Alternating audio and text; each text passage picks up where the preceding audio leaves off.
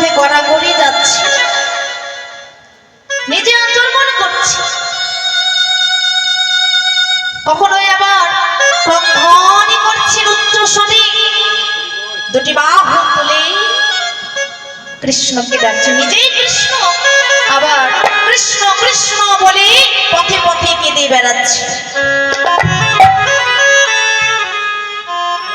ধুলার মধ্যে গড়াগড়ি যাচ্ছে, দেখো সুকোমল অঙ্গখানাটা ধুলার মধ্যে গড়াগড়ি যাচ্ছে।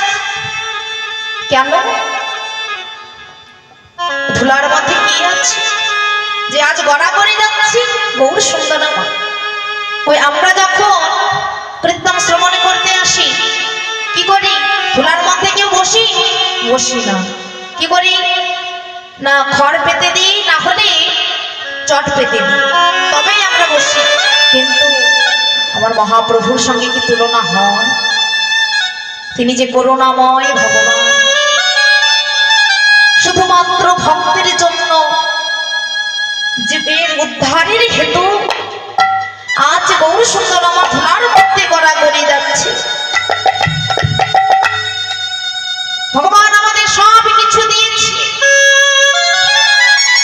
সুন্দর বদনে দিয়েছে হরি কথা কৃষ্ণ কথা বলার জন্য, সুন্দর চরণে দিয়েছে কিসের জন্য? এই সুন্দর চরণে দিয়েছে ভক্ত সেবা করার জন্য। যেখানে হরিনাম সংকীর্তন হয় সেখানে গিয়ে ভক্তের চরণ ধুলা অঙ্গে মাখার জন্য। এত সুন্দর মানব জন্মে আমাদের দিল, কত কিছু দিয়েছে, না চাইতেও দিয়ে দিয়েছে। কিন্তু সুন্দর মানব জন্মে পেয়ে আমাদের মনে একবারও চেতনা জাগ্রত হচ্ছে না, আমাদের মনে একবার প্রশ্ন হচ্ছে না যে ও জগতে সবই তো আমার, কিন্তু আমি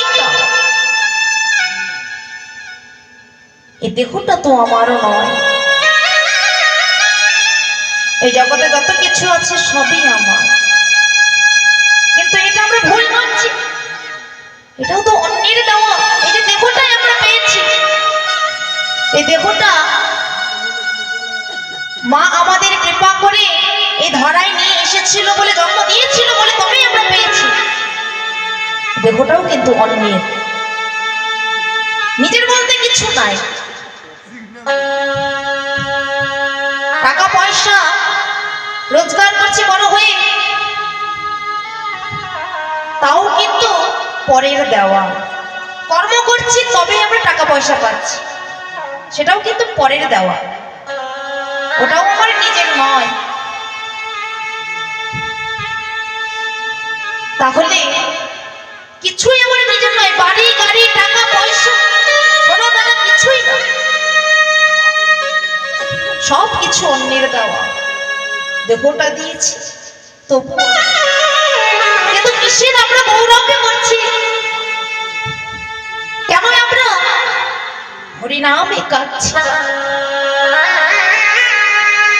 গুরু চরণ কেন এখনো আশ্রয় করতে পারছি না? কারণ সময় যে চলে যাচ্ছে তোমা,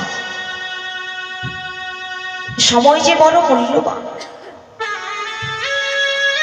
সময় যদি কারো একবার চলে যায় আর কখনো ফিরে আসে না বাবা। আপনি যতই চেষ্টা করুন সময়কে ফিরিয়ে না, কখনো আসবে না। লালন ফকির একটা গান লিখেছে, সময় গেলে সাধন হবে না। হ্যাঁ, সে গানটি কেন লিখেছি? জীবের দশা দেখে বলেছে সময় গেলে সাধন হবে না, তোমরা সময় থাকতে ভজন পথে এসো, না হলে তোমাদের পথে পথে কাঁদতে হবে, কখনো তোমরা উদ্ধার পাবে না। তাই লালন ফকির বলছে, ওগো সময় গেলে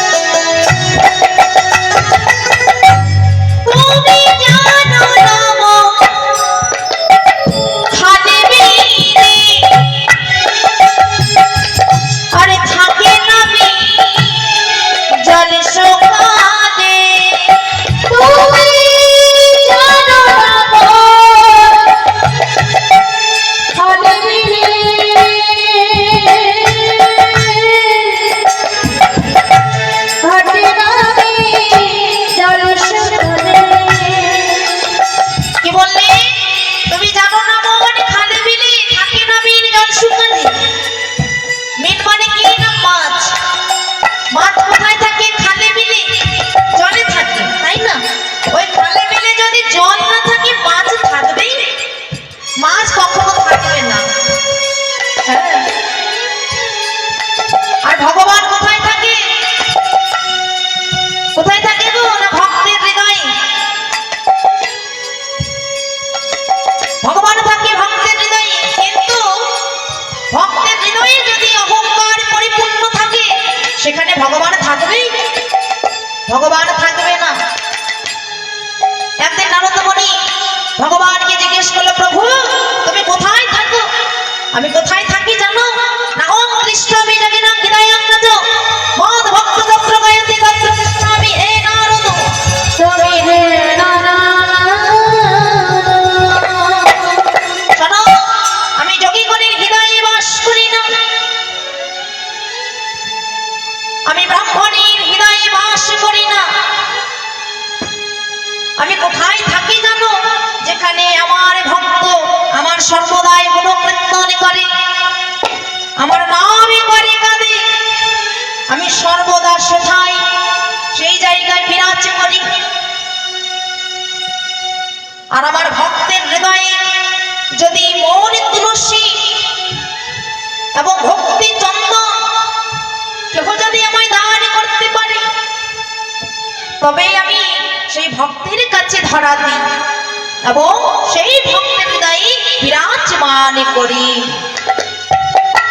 তাই কি বললি? তুমি জানো না খালি রেলি কথা কে নামি জল সকালে, তুমি জানো না খালি রেলি আরে ঘটে নামি জল সকালে, কি হবে তাতে বাঁধন দিলে, কি হবে তাতে বাঁধন দিলে, সাথে মোহনার সঙ্গে না মরে সময় গেলে সাধন হবে না। ওরে মনে রে সবাই রে সাধন হবে না, ওরে মনে রে সময় গেলে সাধন হবে না।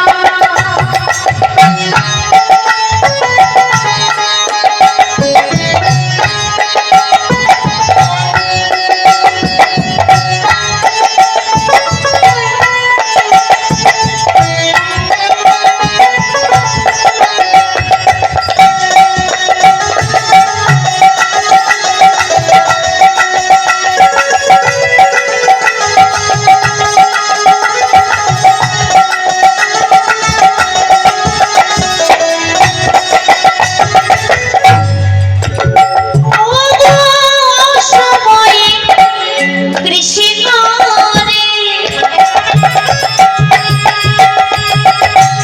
আরে বেচা বিছি খেতে মরে,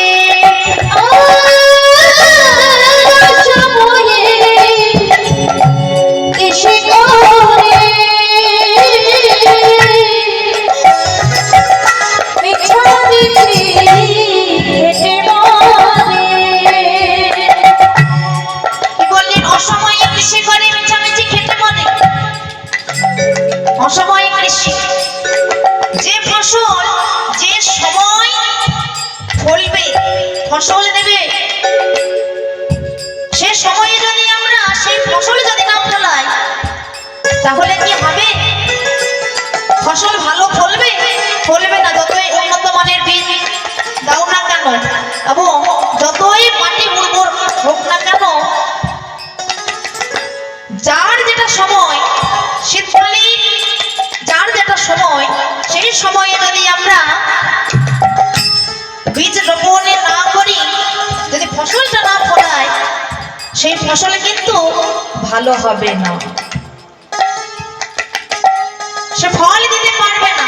শুধু আপনার ভূতের খাটুনি খেটে বেকার হয়ে যাবে জীবন।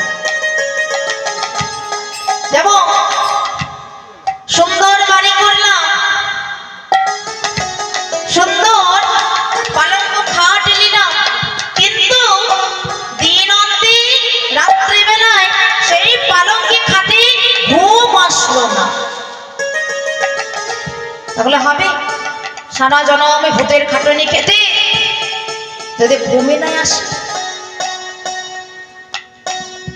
তাহলে গুরুচরণ আশ্রয় করতেই হবে। যে পথেই চলে যাও না কেন ঘুরে ফিরে এই পথেই আসতে হবে, কিন্তু সময় মতো আসতে হবে, না হলেই তোমাদের এই মানব জন্মটা বিফলে চলে যাবে। তাই কি বললেন লালন ফকির, ওগো অসময় কৃষি করে মিছামিছি পেটে মানে, অসময়ে কৃষি করে মিছামিছি পেটে মানে, আছে যদি মন হয় নিজের জন্যে, আরে যদি হয় নিজের জন্যে, আছে যদি মন হয় ওরে নিজের জন্যে, তাতে অন্ত ধরে না মনে রে, সময় গেলে সাধন হবে না। ওরে মনে রে আমার সময় রে সাধন হবে না। আরে জানে সবাই গেলে সাধন হবে না। মনে মনে রে আমার সময় গেলে সাধন হবে না। ওরে মনে রে আমার সময় রে সাধন হবে না। ওরে মনে রে আমার সময় গেলে সাধন হবে না।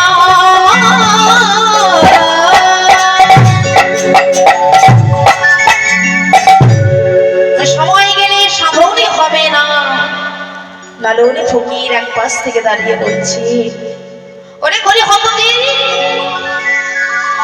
তোমরা সময় মতো এই পথে আসো, ভজন পথে আসো, গুরুচরণ সার করো, সৎ গুরুচরণ ধরো, তোমরা অসৎ পথে যেও না, সৎ পথে থাকো, সর্বদাই বদনে কৃষ্ণ নামে করো। কারণ যার বদনে দেখে মনে কৃষ্ণ নামে আসে, তাহাকে জানিবে তুমি বৈষ্ণবীর প্রধানে। যার বদনটা দেখলে মনে হবে কৃষ্ণ নামে করি, হরি নামে করি, সেই তো আসল বৈষ্ণব। বৈষ্ণবী সবাই হতে পারে না। অনেকে মনে গর্ব করে বলে আমি বৈষ্ণব, হ্যাঁ আমার মতো বড় বৈষ্ণব আর কেউ নাই, কিন্তু না, অহংকার করার কিছু নেই এখানে। যে নিজেকে বড় ভাবে তার মতো বড় মূর্খ আর কেউ নাই। নিজেকে বড় ভাবলে হবে না, নিজেকে সব সময় নিচু ভাবতে হবে, সব সময় নিচে ভাবতে হবে, নিজেকে নিচু ভেবে বলতে হবে যে আমি কিছু জানি না। আমার বদন হইতে ভগবান কিঞ্চিত কথা বলা, তবে হয়তো আমি কিছু বলতে পারছি, না হলে আমার কি সাধ্য আছে যে তার কোনো কীর্তনে আমি গাইতে পারবো? আমার পক্ষে সম্ভব নয়। তাই ভক্তের হৃদয়ে সব সময় আচরণে বৈষ্ণব হতে হবে, তাকে সব সময় হৃদয়ে থাকবে ভক্তি, প্রেম, ভালোবাসা। আভরণে বৈষ্ণব হলে হবে না, আচরণে বৈষ্ণব হতে হবে। চৈতন্য চরিতামৃতে বললে নাদ বিশ্বরী যেন তরণী পুষহিষ্ণ না অমানির মন্দির কীর্তনিয়া সদা হরি।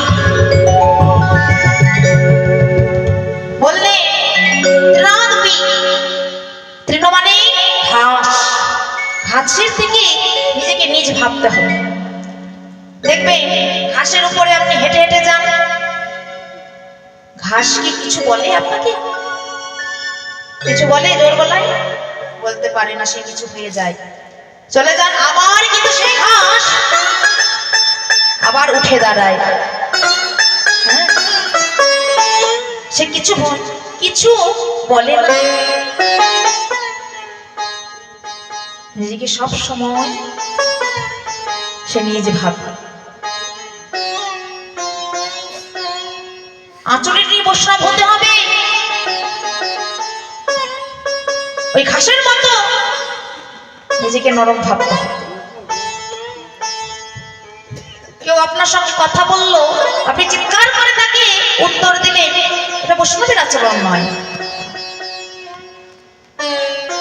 কারণ দেখবে, যেমন আমের গাছে যখন মুকুল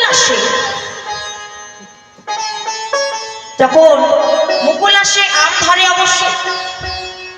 তো যখন আম ধরে, আমের গাছ পরিপূর্ণ ফলে যখন ভর্তি হয়ে যায়, তখন সেই আমের গাছ কি করে?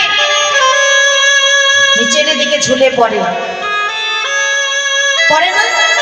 সে কি সেই আম গাছ কি মাথা চারা দিয়ে উপরে ওঠে না? ফলে পরিপূর্ণ হয়ে সে কিন্তু নিচের দিকে ঝুলে পড়ে,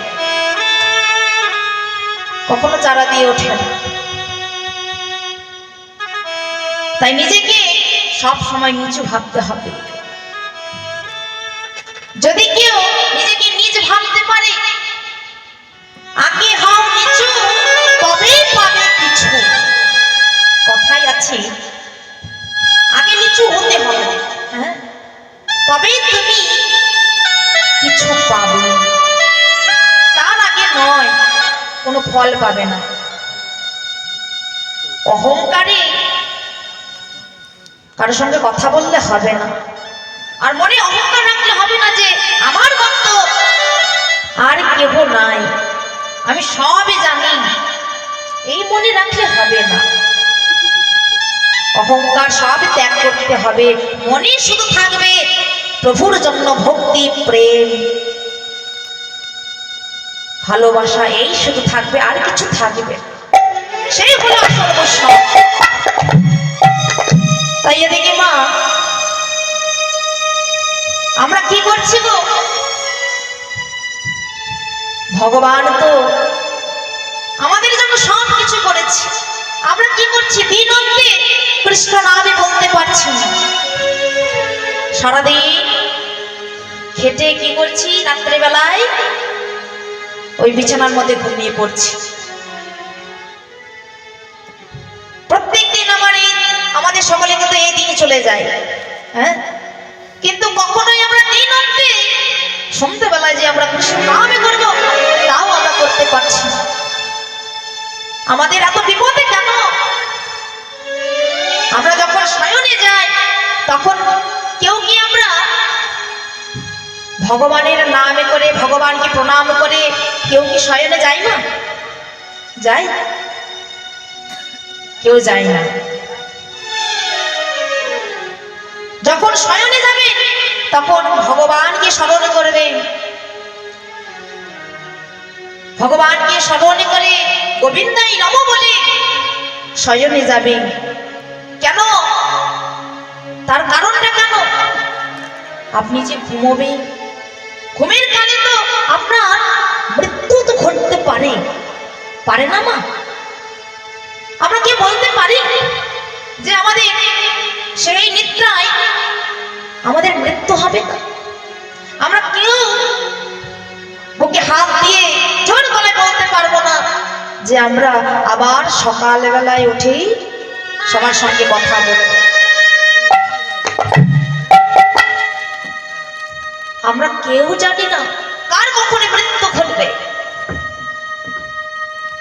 তাই রাত্রিবেলা যখন শয়নে যাবে মাগো, তখন সকলে গোবিন্দাই নম বলে শয়নে যাবে। কেন জানি? যদি রাত্রিবেলায় আমাদের শয়নে ভূমির মধ্যে যদি আমাদের মৃত্যু ঘটে যায়, ওই মৃত্যুর মধ্যে আমরা ভগবানের চরণ লাভ করব। নিতাই গৌর হরি বল, হরি বল।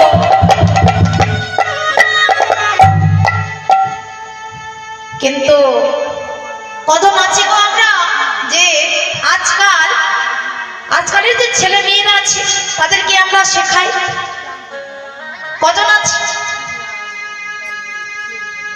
ছেলেকে মানুষ করলাম, ডাক্তার ইঞ্জিনিয়ার করলাম, কিন্তু শ্রদ্ধা ভক্তি যদি না আসে তাহলে হবে? মনে আপনার দ্বন্দ্ব থেকেই যাবে, ভয় থেকে যাবে। তো না জানি কখন কোন দিন আসে যে আমার সন্তান আমাকে বৃদ্ধাশ্রমে না পাঠিয়ে দেয়। মনে তো ভয় থাকতেই পারে, তাই না? আজকাল যা যুগ, বলা মুশকিল কার সন্তান কেমন হবে কেউ আমরা আগে থেকে বলতে পারি না, কেউ আমরা আগে থেকে জানি না যে কার সন্তান কেমন হবে। তাই আগে থেকে মাতা পিতাকে সন্তানকে ভক্তি শ্রদ্ধা শেখাতে হবে, তাহলেই সেই সন্তান কৃষ্ণ ভক্ত হবে। হরে কৃষ্ণ। যেমন মহাভারতে গান্ধারী, তার ছিল 100টা পুত্র, 100টা পুত্র ছিল। সেই 100টা পুত্র কুরুক্ষেত্রের মাঠে, কুরুক্ষেত্রের যুদ্ধে নিধন হলো কেন? কারণ ওই 100টা পুত্রকে প্রেম ভক্তি শ্রদ্ধা শেখায়নি। তাদের মনে ছিল বড় অহংকার। আজকে যদি তাদের মনে অহংকার না থাকতো, তারা যদি ভক্তি প্রেম দিয়ে যদি গোবিন্দকে ডাকতে, তাহলে আজকে তাদের এমন দশা হতো না। গান্ধারী 100টা পুত্র নিধন হতো না পঞ্চ পাণ্ডবের হাতে। আর এদিকে কুন্তীর ছিল 5টি সন্তান, 5টি ছেলে। সেই 5টি সন্তানকে পঞ্চ পাণ্ডবকে প্রেম ভক্তি শ্রদ্ধা শিখিয়েছে, তবেই কিন্তু সে পঞ্চ পাণ্ডব কৃষ্ণ ভক্ত হয়েছে, তাই না? তবেই কিন্তু সেই ভক্ত কৃষ্ণ ভক্ত হবে। আগে মাতা পিতাকে শেখাতে হবে। মাতা পিতা যদি ঠিক থাকে, সন্তান অবশ্যই কৃষ্ণ ভক্ত হবে। তাদেরকে এমন শিখিয়েছিল যে তারা ভগবানের জন্য নিজের প্রাণটুকু বিসর্জন দিতে তারা রাজি ছিল। এতটাই তাদের মনে ভক্তি জন্মেছিল। তারা নিজের বলতে কিছু রাখে নাই।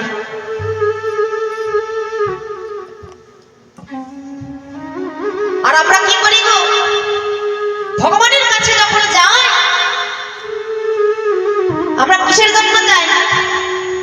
স্বার্থের জন্য, চাইতে যাই। কি গো মা, যাই না? মন্দিরে যখন যাই নিজেদের সমস্যা নিয়ে যায় না, স্বার্থের জন্য যাই না? কেউ যায় ছেলের জন্য, হ্যাঁ, চাইতে যে ঠাকুর আমার ছেলের জন্য চাকরি হয়ে যায়, আমার ছেলে যেন ভালো চাকরি পায়, তাহলে পরের বছর তোমাকে 10 কেজি বাতাসা দেব। এই যে হলো আমাদের চাওয়া, স্বার্থের জন্য যাচ্ছি। আবার অমুক বলে, প্রভু অপ্রভু, যে অমুকের তো 2তলা বাড়ি হয়েছে, আমারও 2তলা বাড়ি করে দিও। সকলে শুধু আমরা চাইতে যাই, 2তলা 3তলা বাড়ি করে দিও, যেন আমার জমি জায়গা যেন অনেক হয়ে যায়। এটাই যায়, এটাই যেন তোমার কাছে আমরা চাই, আর কিছু চাই না, যেন আমরা সব সময় সুখে থাকি। আমরা চাইতে জানি না গো, আমরা শুধু নিজের স্বার্থের জন্য ভগবানের কাছে যাই। তার কাছে এই সব কামনা বাসনা আমরা চাই, কিন্তু কামনা বাসনা থাকলে ভগবান কি পাওয়া যায়?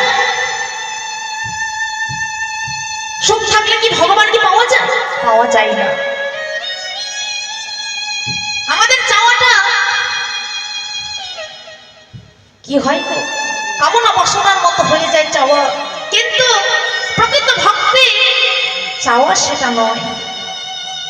আমরা কেউ বলতে পারি না যে দয়াময় দয়াময় বলো তুমি কেমন আছো। প্রভুর মন্দিরে গিয়ে আমরা কই বলি না তো।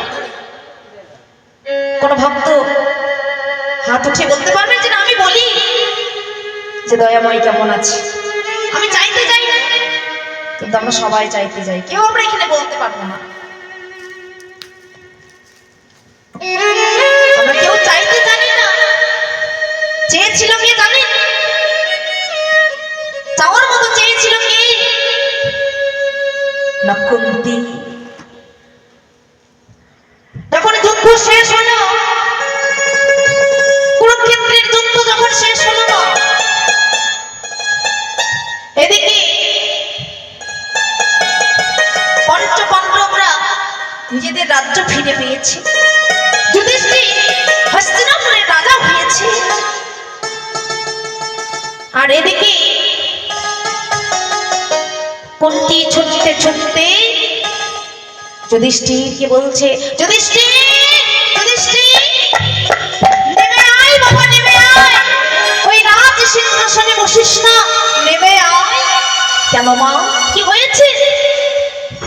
ওরে আজকে যে তুই যে রাজ সিংহাসনে বসে আছিস, ওই রাজ সিংহাসনে বসে থাকলে কৃষ্ণ যে আমাদের ছেড়ে চলে যাবে যুধিষ্ঠির। কারণ সুখের মধ্যে যে কৃষ্ণ যে থাকবে না, তাই আমরা কৃষ্ণ যখন পেয়েছি, কৃষ্ণের চরণে যখন আমরা লাভ করেছি, তাই আমরা আর ওই রাজ ঐশ্বর্য চাই না। যুধিষ্ঠির নেমে আয়। এদিকে কৃষ্ণ ছিল পাশে, কৃষ্ণের কাছে ছুটে গিয়ে কুন্তি মা বলছে, কৃষ্ণ কৃষ্ণ রে কৃষ্ণ কৃষ্ণ, আজ আমি তোর কাছে এসেছি কিছু চাইতে, তুই আমায় দিবি কৃষ্ণ। মা, পিসিমা বলো না, ও পিসিমা তুমি কি চাও আমার কাছে? বলো কি চাও? কৃষ্ণ, হরে কৃষ্ণ, আমি তোর কাছে যা চাইবো তুই আমায় দিবি তো? আগে বল। হ্যাঁ পিসিমা আমি দেবো, তুমি বলো। কৃষ্ণ রে, যুদ্ধ তো শেষ হয়েছে, তুই তো চলে যাবি, কিন্তু যাওয়ার আগে আমি কি চাই জানো শ্রীকৃষ্ণ? তুই আমাদের দুঃখ দে, যন্ত্রণা দে, কষ্ট দে, আর কিছু চাই না। এই দুঃখ যন্ত্রণা কষ্ট শুধু তুই আমাদের দে। পিসিমা, এ তুমি কি বলছো পিসিমা? তুমি এখনো দুঃখ কষ্ট চাইতো? তুমি তো সারা জন্মে ধরে কষ্ট করেছো, সারা জন্মে তুমি কেঁদেছো। কুমারী বেলায় যখন তোমার গর্ভে কর্ণ এসেছিল, তখনও তুমি কেঁদেছিলে। আবার তুমি এখনো কাঁদছো, সারা জন্মে তো তুমি কেঁদে গেলে। পিসিমা, কেন তুমি এমন চাইছো? আজকে তো তোমাদের সুখের সময়, আনন্দের সময়, কষ্ট দুঃখ চাইছো বলো? কৃষ্ণ রে, হরে কৃষ্ণ, কৃষ্ণ কেন কষ্ট দুঃখ যন্ত্রণা চাইছি জানি? এইসব রাত ঐশ্বর্য আমাদের কিছু চাই না কৃষ্ণ, আমাদের কিছু চাই না। কারণ যদি কষ্ট দুঃখ যন্ত্রণা জ্বালা যন্ত্রণা থাকে তবেই যে আমরা তোকে পাবো, তবেই যে তুই আমাদের কাছে থাকবি, আমাদের সঙ্গে তুই থাকবি। আর যদি সুখ যদি আমাদের কাছে থাকে তাহলে তো তোকে আমরা হারিয়ে ফেলবো কৃষ্ণ। কৃষ্ণ আমরা তোকে হারাতে চাই না কৃষ্ণ, তাই তুই আমাদের কাছ থেকে রাত ঐশ্বর্য সব কিছু কেড়ে নে। কারণ আমরা যদি আজ ভিখারি থাকি, পথে পথে দুটো আহারের জন্য ভিখারির বেশে সেজে দুয়ারে দুয়ারে যাব, আমরা পথে পথে ঘুরে বেড়াবো, তখন আমরা খিদের জ্বালা সহ্য না করতে পেরে তোকে আমরা ডাকবো কৃষ্ণ, কৃষ্ণ দেখা দে,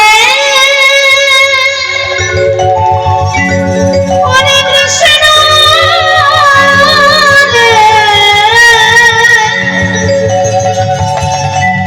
দেখা দে,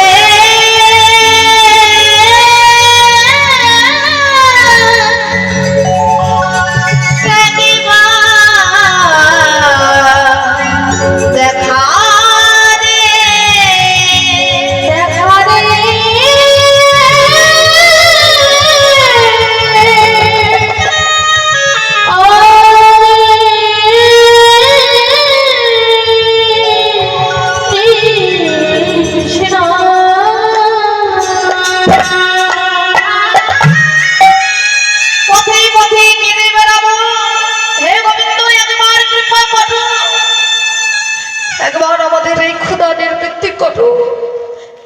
এই জ্বালা যে সহ্য হচ্ছে না, তখনই আমরা দুঃখে কষ্টে জ্বালা যন্ত্রণায় পড়ে আমরা তোকে ডাকবো যে দেখা দে কৃষ্ণ, তুই ছাড়া আমাদের আর কেউ নাই, একবার দেখা দে। ভক্ত ডাকি রে তুমি রহিতে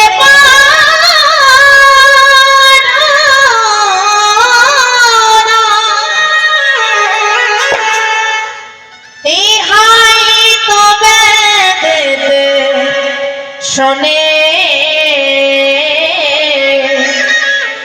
হয় বেদেতে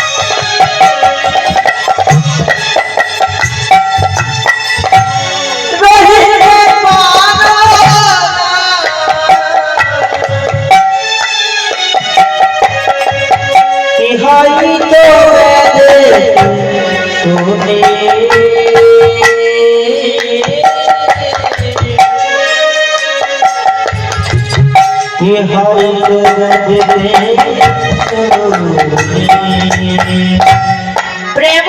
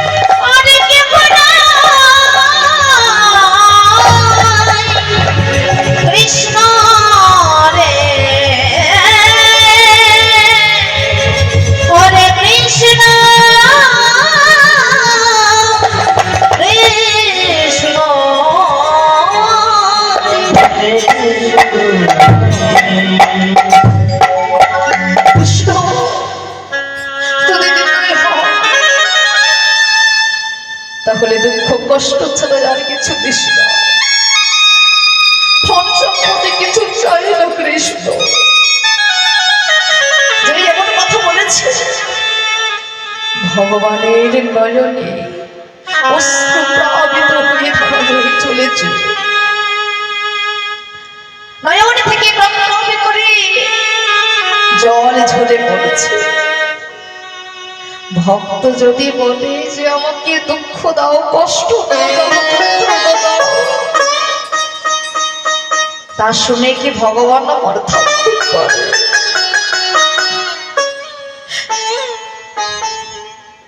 পিসিমা, ও পিসিমা, আমি তো ভক্তকে চাই, কিন্তু ভক্ত তো আমায় চাই না। আমি তো ভক্তের জন্য সর্বদা ভক্তের হৃদয়ে বসবাস করি। ভক্তের জন্য আমি স্বর্গ থেকে ধরাধামে এসেছি। ভক্ত যদি আমার মনে তুলসী নিবেদন না করে, তাহলে আমি কেমনে করে ভক্তের কাছে যাব? আমি সমস্ত কিছু ভক্তকে দিয়েছি, কিন্তু ভক্ত তো আমার কিছু দিতে পারে না। টাকা পয়সা ধন সম্পদ, আমি তো আমার ভক্তের কাছে কিছু চাইনি, শুধু চেয়েছি নয়ন বাড়ি গঙ্গা যমুনা প্লাবিত করে যদি চোখের জলে আমার চরণটা যদি ভাসিয়ে দিতে পারে, আমি তাতে সন্তুষ্ট হয়ে যাও। আর তো আমার সে মা বলতে পারো, নদীর যখন পিপাসা লাগে নদী যায় সাগরের কাছে, কিন্তু সাগরের যখন পিপাসা লাগে সাগর যাবে কোথায় বলো? কার কাছে যাবে সাগর?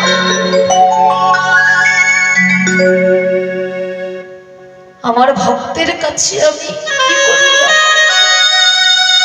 ভক্ত আমার কাছে এসে কষ্টের কথা দুঃখের কথা বলে, কিন্তু আমি কার কাছে গিয়ে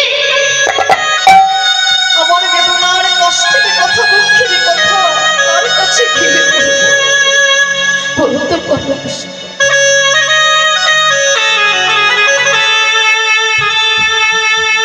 কৃষ্ণ, হরে কৃষ্ণ, তুই আমাদের ছেড়ে যাস না কৃষ্ণ। কারণ কত যোগীগণ মুনিগণ ঋষিগণ যুগ যুগ ধরে সাধনা করে তোর চরণ পাই না, আর আমরা যখন তোর চরণ লাভ করেছি, আমরা তোর চরণে ছাড়া বঞ্চিত হতে চাই না কৃষ্ণ। তাই একবার কৃপা করুন কৃষ্ণ। কৃষ্ণ রে, তোর কাছে নিবেদন কৃষ্ণ। যেদিন আমাদের এই দেহ থেকে প্রাণ পাখি উড়ে চলে যাবে, যেদিন এই দেহটা সেদিন কেউ কাটিবে ঝাড়ের বাঁশ, কেউ পাকাবে দড়ি, দুই চোখেতে দেবে তুলসী পাতা আর সঙ্গে মাটির হাড়ি, আর তারা চার জনায় কাঁধে লয়ে যখন আমাদের এই দেহটাকে শ্মশানে ঘাটে নিয়ে যাবে, তখন